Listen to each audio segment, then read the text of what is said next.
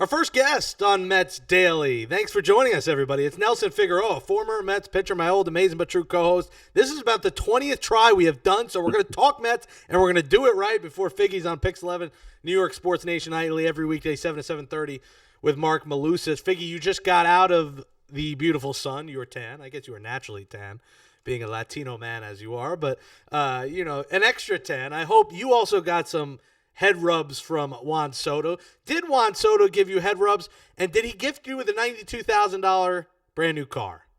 That would be a hard no on both those things, unfortunately. Well, more so the car than the head rubs. But very cool scene today. We're getting to see Brett Baty trading in his number 22 for the $90,000 vehicle. And you could say, hey, 92,000 is a drop in the bucket for Juan Soto, 765 million. You could also say Juan Soto just got Brett Baty a car that he's going to need to drive to Miami when he gets traded to the Marlins. You could also say he could drive that Chevy Tahoe that he was gifted up to Syracuse when he's inevitably in AAA. Because in my opinion, Brett Baty is not part of this team. But I think the signal and the message, Figgy, that this sends is very strong to the young guys, to the veterans, to this clubhouse, that Juan Soto means business. And listen, 92,000, 92,000, no matter how much you make, it's still a lot of money. It's not like a Toyota Camry, and it's a car that he wanted.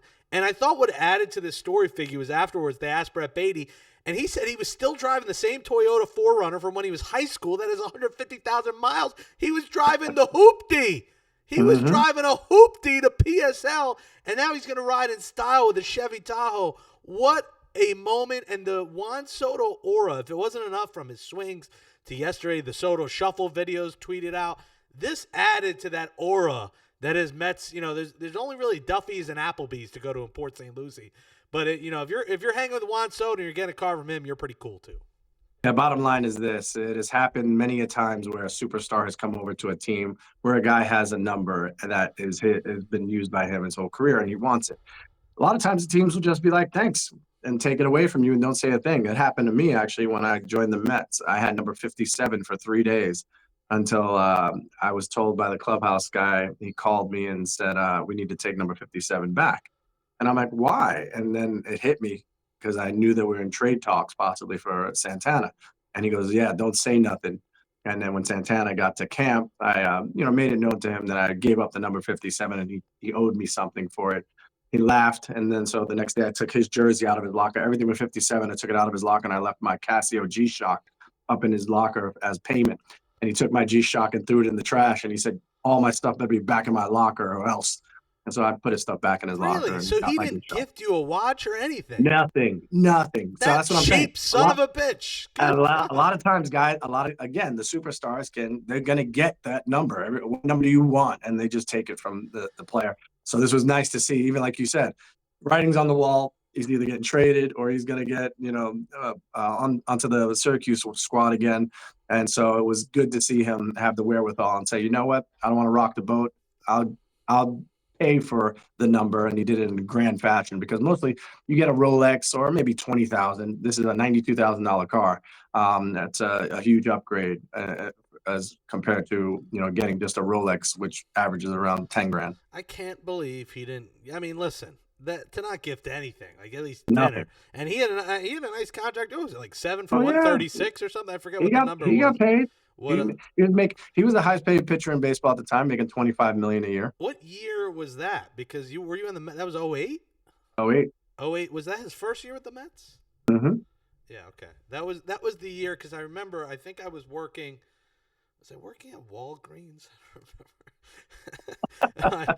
No, I was in North Carolina because it was September 08 was the collapse, and I remember it was the last year of Shea, and I remember I wasn't there. I was in Carolina, and I cried because we collapsed, we lost, and they were closing the stadium. So I remember that. So I thought this was good for Soto, and I think did you feel the aura? Like, you're seeing the videos, like him and Siri are best buds. You were just down in Port St. Lucie. You got to talk to a lot of the guys. You do speak Spanish, unlike me. I went to the Nelson Figueroa Spanish Academy, so I was like a D student. I wasn't a really good student. I was better in like the Hebrew. I was better in Hebrew school, singing Oseh Shalom with all the Jewish kids back in middle school, but you probably spoke a little Spanish with the guys, and you see they're communicating in Spanish. Los Mets is doing all good and grand right now in Port St. Lucie. Yeah, no, it's definitely a vibe down there. They interact a lot. They talk all the Latin players, and it's a comfortability that you wanted for Juan Soto. It was kind of important for him as well, to be surrounded by that. Listen, he's had other Spanish teammates throughout his career, guys he can speak with and hang out with, and with the Yankees, he was supposedly best buddies with Judge, which was weird when he signs the huge mega contract and says he hasn't heard from Judge at all, never talked to him the whole offseason. That seemed weird to me. There's some For a guy bad blood going on there that's coming back and so forth. so you leave and you are told, you have a manager who speaks your language. It's just a comfortability. Listen, the guy's been playing Major League Baseball now for 6 years. He's been in every state and he's excelled at every level, and especially in the biggest of moments on the biggest of stages. So I wasn't going to have any problem with no matter who his teammates would be. But it's undeniable that Latin flair that was on this team last year, although it won't be OMG part two. He brings his own party van wherever he goes. He's just a guy that everybody kind of flocks to. He's been the Pied Piper thus far at spring training. Were you in the vicinity when cream was applied to, the the head of Starling Marte, my bald, more jacked brother? No, listen, and that is a good way of putting it.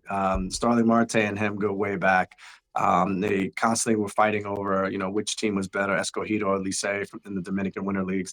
And that's something that, again, he loves to compete. He loves to show off. So every day they try to do something. It's always a competition. Running bases was a competition. How they, threw the ball in from the outfield, competition. They're trying to constantly one-up each other. So I love the friendly competition. I love the fact that they're getting along. It's all smiles. And, when you're making that much money and all the pressure in the world on your shoulders, he doesn't show it at all with a big smile all the time. The smiles are good. Brett Baty, good for him. If he's on the Mets or not, he's got himself a $92,000 car. It's a big upgrade from his, crappy Toyota 4Runner. And, he, will be getting pitches from this Mets rotation, which Anthony DiComo has reported. And since we've recorded the first time and had technical issues, this came out. Figgy that, and this is the issue, the daily show is 10 minutes after I drop a show, something comes out. You know this well from when we did a podcast. But the Mets aren't looking to add Jose Quintana or anyone else at this time, even after Frankie Montas' injury. Listen, things can change. Yep. My guys on Mets on SI write about, maybe a rumor of maybe trading for Sandy Alcantara from the Marlins, who the Mets will face on Sunday. Obviously, the Mets have Clay Holmes going Saturday. But do you think that's a mistake? To me, I think they should be adding an arm no matter the cost. I know you got to pay double the luxury tax, but to me, I'm a little concerned that they're one injury away from having to rush Brandon Sproat to the big leagues. Yeah, that's always a concern. I think they feel like they have three guys that are viable options right now in Blackburn, McGill, and Canning. Doesn't jump off the page and you're like, oh yeah, I feel much better. What sexy options. But at the same time, they know McGill very well. He's pitched well. He performed well down the stretch as well last season. So he has options. There's always roster flexibility issues. You can't have too many guys that are making $4 or $5 million and you have to cut one of them or put them through waivers. That usually doesn't work out too well either. And so they're trying to be smart with their money. He's trying to be smart with, because spring training's so long anyway, like you said, inevitably somebody else is going to get hurt, need some time off. So they have to play it smart. At the same time, they want to see these young kids and how they perform, because maybe one of them is a trade chip, like a Baty, and you're able to go get somebody, a middle of rotation type starter, or to the front of the rotation, rather than getting somebody just to fill a space in the back end until Montas is ready. Yeah, and I mentioned the Marlins because they're forced to add money here. Like under the rules right now, they have to add money, which makes you think, I could see my guy Starling Marte smoking that hookah in the streets of Miami pretty soon. If they got to take on some money, Marte in Miami, it just makes a lot of sense. He parties on the streets of Dykeman in Manhattan. He might be partying in the streets of, Miami pretty soon, but they got to take on money. So maybe the Mets, I know it's a divisional foe, take on something. So you're saying you're fine with it right now because essentially those three guys might all make the roster with one being a long man. Right now, it's Canning, Blackburn, McGill. Two are going to be starter. One might be the mop-up duty / long man guy, considering the options. Remember, Griffin Canning has no options. He's a major league contract. So if he's not on the roster opening day, the Mets would essentially, have to DFA him? I mean, you have more experience with him. Yeah, so you'd have to designate him for assignment. So we'll see. I think the more pitching, the merrier. You can never have too much pitching. Nelson Figueroa at FiggyNY, former Mets pitcher, former coach with me on Amazing But True podcast. And picture day in Port St. Lucie was today. And, prayers are out to the LaVine family. The first picture day without Mark LaVine. He was a photographer as well when you were there. He's been the photographer there forever. Your memories of Mark LaVine and also any fun picture day memories. I like what they do with the different things, and they had the Mets posted their Instagram, the cool like old school camera, like it was like Yeah. the 90s Mets again with whatever that camera is. Guys with the apples. I think it's cool stuff that you'll see throughout the year. You see it on the scoreboard at Citi Field when they got the moving videos and it's all that. So your picture day memories and your prayers to Mark LaVine. Well, picture day memories were always fun because being in so many different uniforms for somebody like myself, you didn't know if you were going to get a big league picture with that team. So you had them from picture day. Mark LaVine was one of the best to do it, and he was very efficient, but he was always very creative. He had great ideas. Everybody knew he was down to business. He knew what he was doing. He'd line everybody up for the big team photo, and they got it done very quickly. Those things can get out of hand. They can go haywire. People just sitting around talking and not doing things. They respected the man enough in his body of work that when he said, it's time to do something, they got it done. A very famous story by Mark LaVine was his very first big league camp that he did, and he took picture day, and it was the big fight between Keith Hernandez and Darryl Strawberry right during picture day. So one of his first pictures that he ever took was of a left hook by Darryl Strawberry trying to get to Keith Hernandez. And that's how his career started. We definitely miss him. He's definitely missed by everyone that is involved in the media side of things with the Mets. The two photographers who have taken over since, and also, there are a lot of cameramen around. I was saying in our earlier podcast that, we have a lot of people like, Anthony Causey, who passed away during COVID, and he's been honored, where the photo booth, the photog booth is down on the field. Everybody, there's a plaque there bearing his name. So I know they're going to do something special for Mark as well. And, he was definitely missed. Two of the greats. Quickly, before we let you go, you have any quick spring trainings where you felt, one, that the vibes were great and the team was going to be great, and a spring training where you're like, holy crap, this team sucks? Well, I mean, I was on the Pittsburgh Pirates back in their heyday of 11 straight seasons of losing season. So do you that feel was that? Like when you're there and you're on the field and you're like, these are a lot of bums around me right now. No, they're professional athletes, but you realize that you're undermanned, and it's an underwhelming amount of talent compared to other teams. I do think, when I got to the Mets in 2008, and I did the same thing. I looked at the back of the jerseys that were lining up, and you had Beltran, Delgado, Reyes, Wright. You're sitting there with 6 All-Stars on the team. Meanwhile, the Mets they had barely one All-Star last year, and that was Pete Alonso because of the home run derby. And yet they went all the way almost to the World Series. So those kinds of things, make you think a little bit about, how far the Mets have come with this group that they currently have. But you can't say that they haven't had teams in the past with star power and star names. They just never got it done. They never got to the postseason to show what they could do. And 2007, 2008, of course, were two of the biggest disappointments in Mets history. But I know, like, when we left camp, it was like, man, we're going to be a really good team. This team's going to be able to score, and all we got to do is, keep this team in a ball game when it came to pitching. And then we had Wagner as the closer, so it always made it fun. And I'll never forget 2008, I believe it was, or 2009, seeing you, but being too scared to say anything to you at the Atlanta team hotel for Mets Braves, and my mom went up to you because you both went to Lincoln High School. Lincoln. Mr. Figueroa, did you go to Lincoln High School?